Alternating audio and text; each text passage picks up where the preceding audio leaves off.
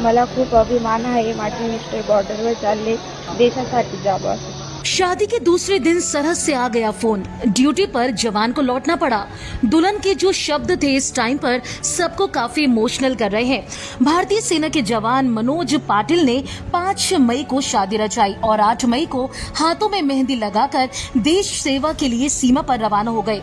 Operation सिंदूर के तहत मिली आपात कॉल और इसी के बाद उनकी दुल्हन का रो रो कर बुरा हाल था। लेकिन इसके बाद भी वीरांगना ने जिस तरीके से हिम्मत दिखाई उसके बाद हर कोई उनकी तारीफें करते नहीं थक रहा है। जी हाँ, शादी का जश्न अभी खत्म भी नहीं हुआ था कि दुल्हन के हाथों की मेहंदी जैसी की तैसी थी और नई नवेली दुल्हन को नमाकों के साथ अपने फौजी पति को देश की सेवा के लिए विदा करना पड़ा। महाराष्ट्र के जलगांव के रहने वाले सेना के जवान मनोज ज्ञानेश्वर पाटिल की शादी 5 मई को यामिनी पाटिल से हुई।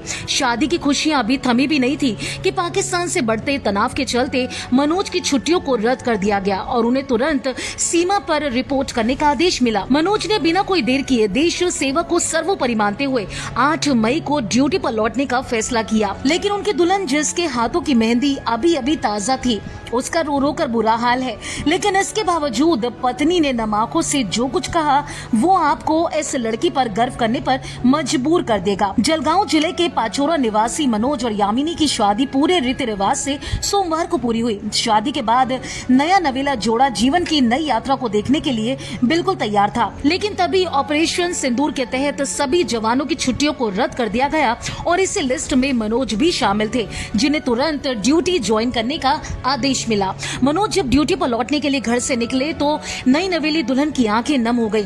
लेकिन यामिनी ने खुद को संभाला और कहा, मुझे गर्व है कि मेरे पति देश की रक्षा के लिए सीमा पर जा रहे हैं। देश उससे बड़ा और कुछ नहीं है। सीमा की तरफ जाते हुए मनोज पाटिल ने कहा कि देश पहले है, शादी और खुशियां बाद में। जब देश को हमारी जरूरत है तो हम हर चीज को छोड़ सकते हैं।